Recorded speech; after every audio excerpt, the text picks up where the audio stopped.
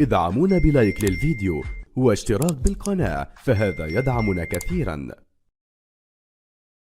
السلام عليكم ورحمة الله وبركاته. طبعا النهارده زي ما انتم شايفين احنا معانا الزيتون التفاحي، ان شاء الله هنخلوه مع بعض النهارده. طبعا ده اللي هو الطيبة اللي فيه. انا عزلت لها ده كده عشان اخليها برطمان لوحدها، عشان هي بتبقى مستوية شوية ما بتستحملش السوا بتاع الزيتون اللي هو الاخضر. ماشي، خليها مع الاخر كده لوحدها. طبعا 5 كيلو من الزيتون اهوت، هو زي ما انتم شايفين اهوت زيتون ما شاء الله اخضر وحبيته كبيرة وحلوة.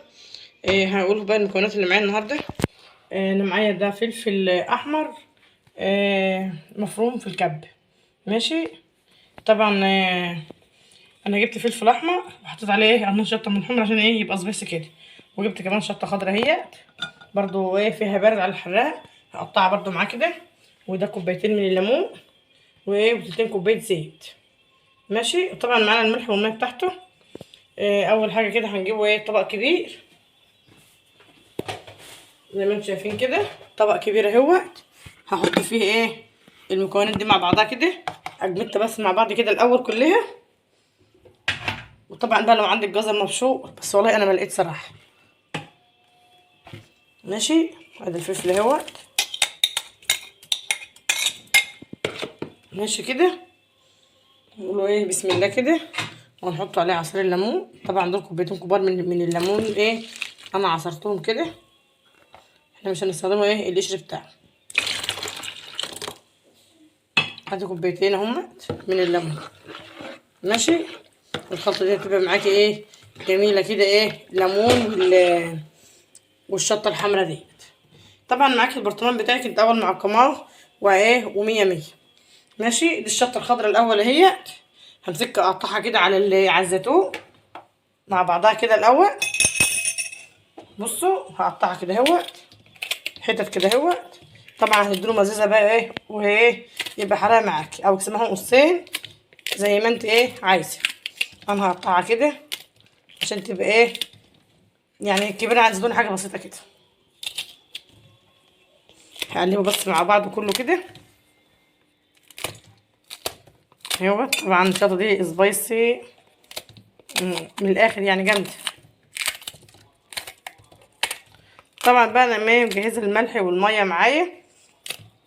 ماشي. دول 5 كيلو زيتون عليهم اللهم صل على سيدنا محمد 4 كوبايات من الملح. ماشي. وعلى كل كيلو عليه لتر ميه.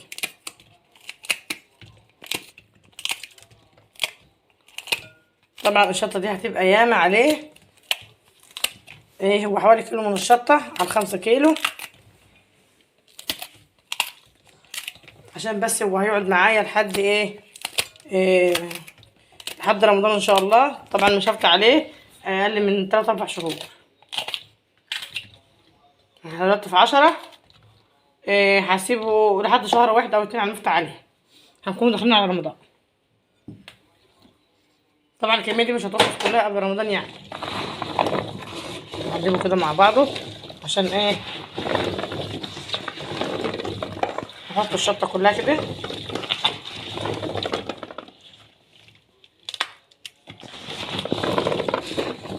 نجيب بس البرطمان بتاعي. انا جبت البرطمان اهوت. ماشي. هحط بقى كده ورقه وراقه كده اهوت زي ما انتم شايفين كده. واجيب بقى من الشطه والليمون دي احط كده. ده كده غير الملح والميه بتاعته لسه.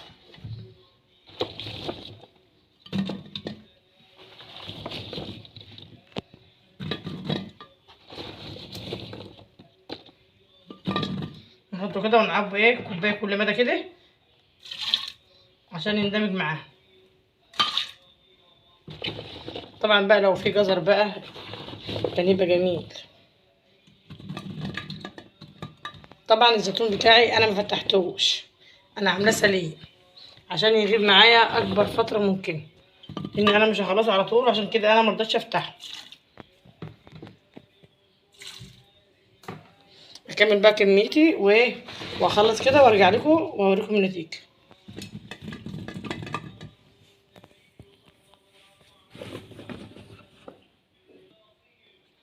انا يا جماعه جبت الشطه بتاعتها بقت، وجبت الخلطه اللي كانت معايا، حطيتها كلها ايه وقلبته في ايه على بعض، قلت عشان ايه تكفيني. ماشي. انا بقى بعت البرطيمه اهو. طبعا البرطيمه قلت لكم زي ما انت ايه معقمينها. ماشي كده احنا عبينا برطمانين اهو.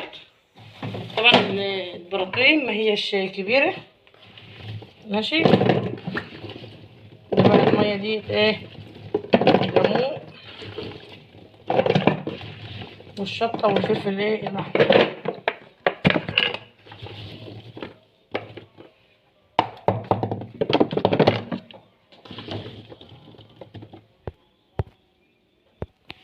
جبنا الميه هي، طبعا جبنا الميه مكان الزيتون، مكان الليمون ومكان الشطه، ومعايا دول 4 كوبايات من الملح. ماشي. يفضل ان هو يكون طبعا ملح خشن. ماشي. هندوبه كده. طبعا انا عملت برضو كوز الخلاط مكان الشطه برضو اللي كان فيه اهوت. هدوب بس الملح كده الاول. طبعا اهوت الزيتون معايا اهوت بعد ما عبيته اهوت بالشكل ده كده. هبدأ بقى ايه اعبي. طبعا كل لتر ميه عليه كوبايه من الملح. ماشي.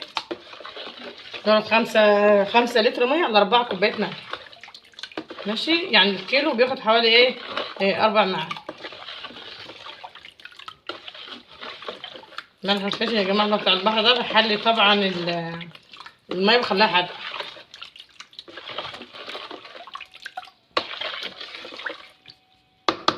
نجيب بس كوبايه وايه وعامله بقى بيه كده البراطين بتاعتي. طبعا شايفين الليمون والشطه مكان تعبئه الزيتون. وطبعا معانا الزيت، متنسوش الزيت اهم حاجه. هنحطوه طبعا على وش الزيتون. هنمسكه بقى كده ايه وتعبي بقى البراطين بتاعتك كده تمليها ميه.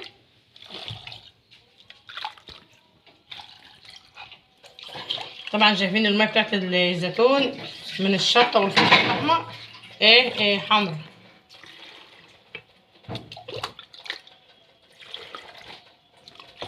طبعا الملح ده معايا برضو في الميه.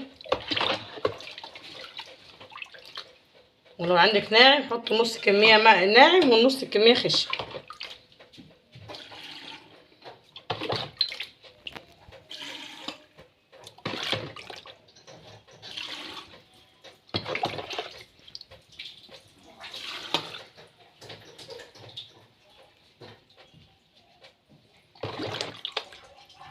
يا جماعه زي ما انتم شايفين كده. طبعا هوريكم البرطمان الازاز. شايفين حمار الفلفل الاحمر فيه. طبعا ده هيدي للزيتون لون بقى ايه. لو انت حابه تحط كركم حط له معلقتين.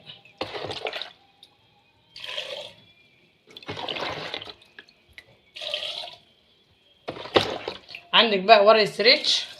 ماشي.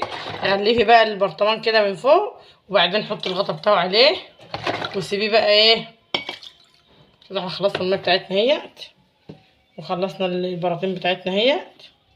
ماشي. هجيب بقى الزيت اخر حاجه.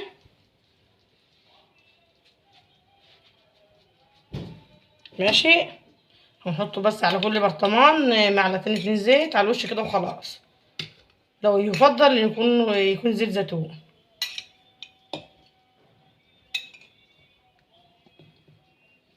اهوت. طبعا هتدي الزيتون لمعان معاكي بقى.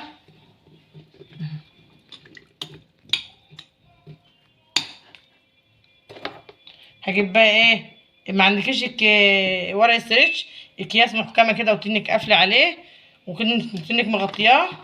ماشي. وقافله حلو كده. انا بقى هعمل ده بقى ايه على مهلي كده. لو حبيتوا تشوفوا الطريقه برضه اوريها لكم معايا.